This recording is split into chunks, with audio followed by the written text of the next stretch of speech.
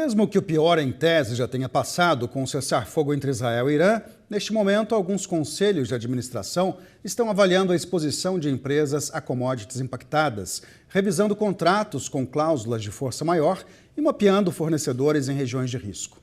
Estão fazendo stress teste do fluxo de caixa em cenários adversos, revisando proteções cambiais e verificando linhas de crédito disponíveis. Sobre essas estratégias, a gente conversa agora com a Camila Farani, que é uma das notáveis do Times Brasil, licenciado exclusivo CNBC. Camila, bom falar com você de novo. Boa tarde, seja bem-vinda. Marcelo, bom te ver. Boa tarde a todo mundo que nos assiste.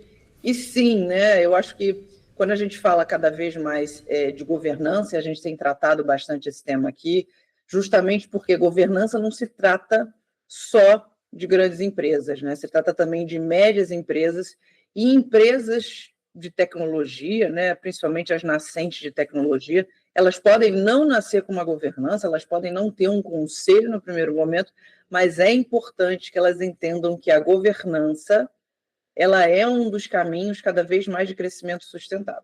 Então, dito isso, acho que você falou muito bem, vejo que você falou muito bem falando, né, do cessar-fogo, mas isso traz uma lição muito importante.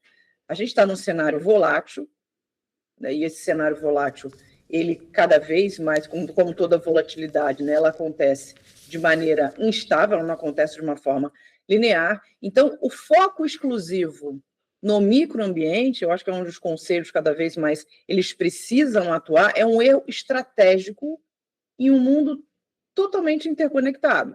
Porque não se trata só de prever múltiplos possíveis, né? Múltiplos futuros possíveis. Se trata cada vez mais de você ter um planejamento estratégico onde você faça a previsão de cenários e tenha uma capacidade de resposta ágil. Então, o que isso quer dizer? Isso quer dizer que, na prática,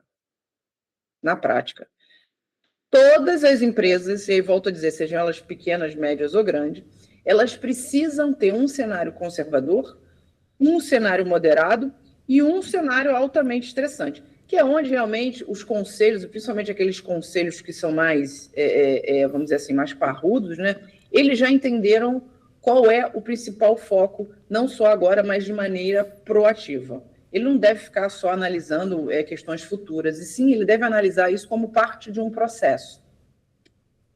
Ô Camila, muita gente que está ouvindo o nosso programa agora pode estar pensando assim, bom, empresas impactadas pela crise no Oriente Médio, empresas de petróleo, empresas agrícolas que dependem de fertilizantes, mas os impactos vão muito além disso, porque se tem uma crise de petróleo mundial, por exemplo, isso afeta a inflação, taxa de juros, a longo prazo e a médio prazo também, né?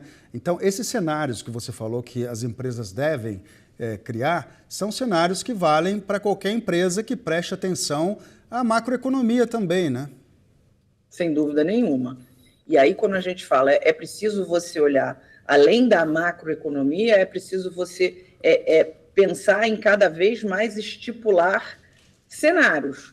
Por quê? Porque assim, o cessar-fogo ele não elimina risco, né? Ele apenas ele pausa um conflito, né? Volatilidade cambial, questões logísticas, o cenário de cibersegurança, geopolítica, não são só riscos não financeiros, você tem risco climático. Então, se isso cada vez mais isso for decisões lentas, se isso tiver respostas imprecisas, mais aquela companhia ela pode sofrer quedas e quedas muito abruptas.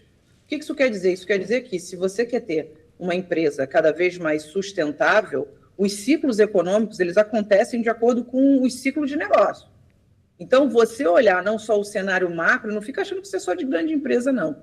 Você olhar o cenário macroeconômico é tão importante quanto você analisar o cenário microeconômico. Ou seja, de olho no mercado interno, mas sempre de olho no impacto que qualquer flutuação, não só na área geopolítica, mas na área financeira também, principalmente do mercado norte-americano, ele tem um impacto aqui no Brasil.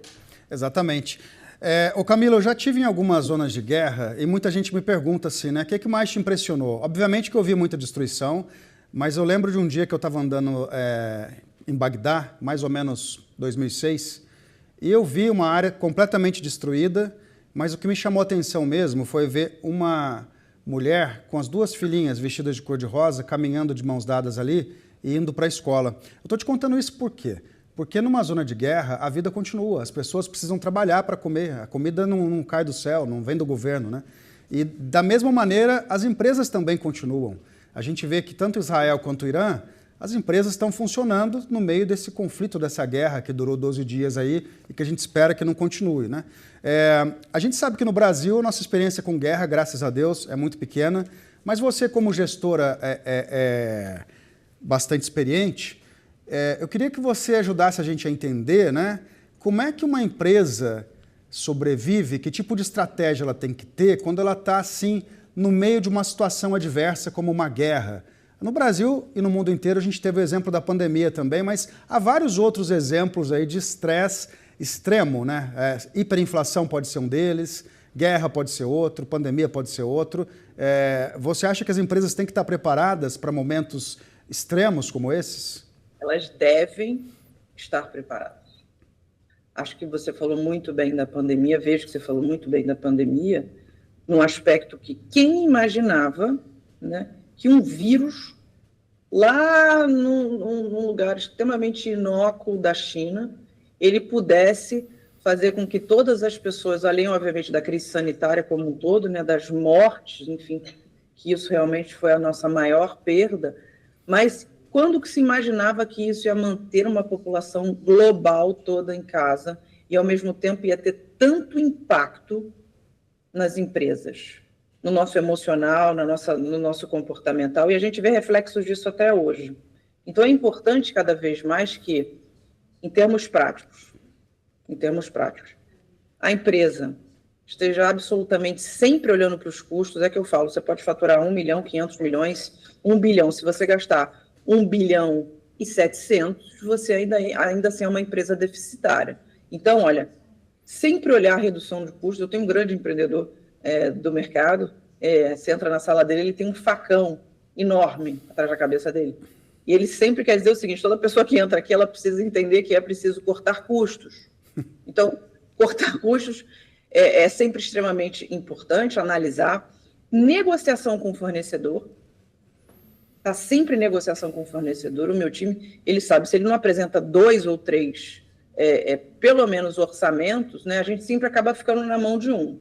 Evitar a concentração em um único cliente, né? Então, se você tem aí 70%, 80% concentrado na mão de um único cliente, você está fadado aí futuramente você romper algum contrato ou alguma coisa assim, você tem ali uma fragilidade. Revisar e reforçar planos o tempo inteiro. Você falou muito bem, né? Ter equipes de monitoramento político, aí, obviamente, isso varia muito do tamanho de companhia, né? Mas é importante você, não só como conselho, mas você como empreendedor, como empreendedora, né? Você está olhando o que pode acontecer. E a preparação contínua, ela é diferencial competitivo. Então, eu, por exemplo, como investidora, todo mundo me pergunta assim: mas Camila, me fala aí as 3 principais características de uma empresa, de um empreendedor, que faz você passar a considerar o negócio. E a primeira que eu digo é o seguinte: qual é a capacidade daquele empreendedor, daquele time de suportar a pressão? E para finalizar, né, eu tenho aí participações minoritárias, né, mas desde grandes empresas, super conhecidas, até empresas menores. Uma dessas grandes conhecidas, uma vez ela fez a primeira tentativa, né, de IPO, principalmente IPO lá fora.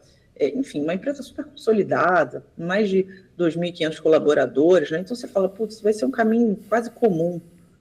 Mas não. A primeira coisa que os investidores, principalmente os investidores institucionais, que eles perguntaram tudo muito bonito, né? Você já tem um faturamento que é um faturamento considerável, as despesas também, mas como que você vai executar isso tudo que você se propõe aqui no final do dia? Então, a capacidade da pessoa que está tocando o negócio, do time ali, a capacidade de lidar com a pressão e prever cenários é cada vez mais importante. Camila Farani, uma das notáveis do nosso canal. Sempre uma aula falar com você, viu, Camila? Obrigado pela participação. Boa tarde. Obrigada, Marcelo. Bom te ver.